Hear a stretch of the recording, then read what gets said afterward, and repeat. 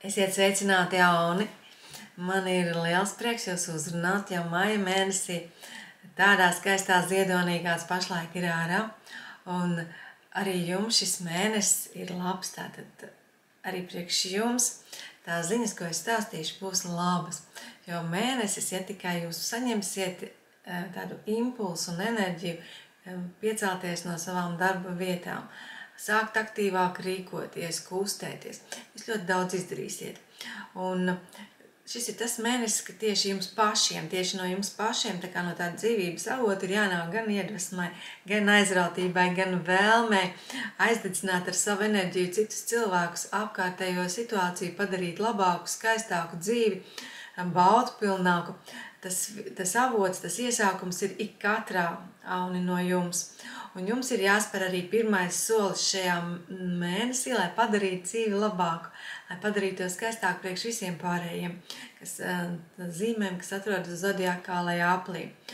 Tā jums izdosies, ja jūs izrādīsiet šo iniciatīvu, būsiet gatavi spērt pirmos soļus, jums izdosies atrisināt problēmas un arī nopelnīt vairāk naudas zvaigznes sola, ka jūs varēsiet, ja jūs izrādīsiet enerģiju. Tā ir daudz enerģijas. Un arī tāds pozitīvs, piepacelts noskaņojums. Kā jau teicu, jūs būsiet tas avots, kas dos enerģiju arī citiem cilvēkiem. Tāpēc paturiet prātā, ka šis ir īstais mēnesis, lai meklētu atbildes, risinātu problēmas, tātad kārtotu savas dzīves. Un šeit ļoti nozīmīgs būs arī jūsu izskats, ne tikai tas iekšējais enerģijas lauks, ko jūs izturosiet, bet cilvēkiem būs svarīgi, lai viņiem ir patīkami uz jums skatīties. Tāpēc, tā kā jūs piesaistīsiet citu cilvēku uzmanību katru rītu, padomājiet par to, kā jūs izskatāties pirms jūs iziet no mājas. Un lieciet paši savas intereses, baudas un sajūtas šomēnes pirmajā vietā.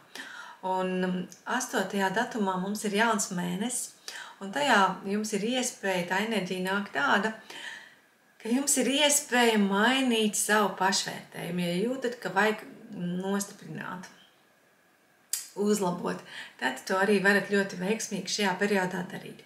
Un no 15. maija ļoti veiksmīgi varat risināt naudas jautājumus. Varat meklēt jaunus avotus, kur jūs varat vairāk nopelnīt. Ja gribat, varat mainīt darbu, varat vēl veiksmīgāk atrast kaut kādus papildus darbus un papildināt savus ienākumu avotus. Un līdz pat 23. maijam Venēra ir jūsu 2. mājā.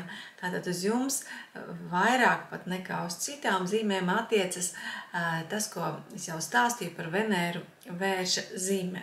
Tātad par visām šīm sajūtām, baudām, par komforta līmeni. Tas ir tas, par ko jūs varat domāt šajā mēnesī, un daudz no jums arī gribēs pieskārienus, patīkamus audumus, patīkamu vidi, smaržas, garšas. Šeit ir īstais brīdis tātad saprast, kas man patīk, tādā veidā mainot savu vērtību sistēmu, ko es gribu un kādi tad ir tie jūsu mērķi pārskatīt emocionālajā sfērā, garīgajā sfērā, materiālajā sfērā. To visu jūs varat darīt ļoti veiksmīgi laikā pa 8. maiju. Pilnmēnes 23. datumā.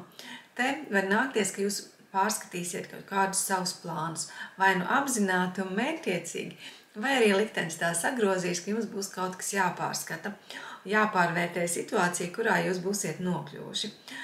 Kādu šāda iziešana no komforta zonas kādā var radīt nepārliecinātību, bet es jau iepriekš jūs gribu tātad vērst jūsu uzmanību, ka šī situācija būs domāta tam, lai jūs labāk ieraudzītu savu īsāko ceļu, kā jūs varat sasniegt mērķi. Tātad kaut kādas grūtības vai problēmas nevis jūs apstādinās, bet parādīs jums īsāko ceļu, kā jūs varat tikt līdz mērķim.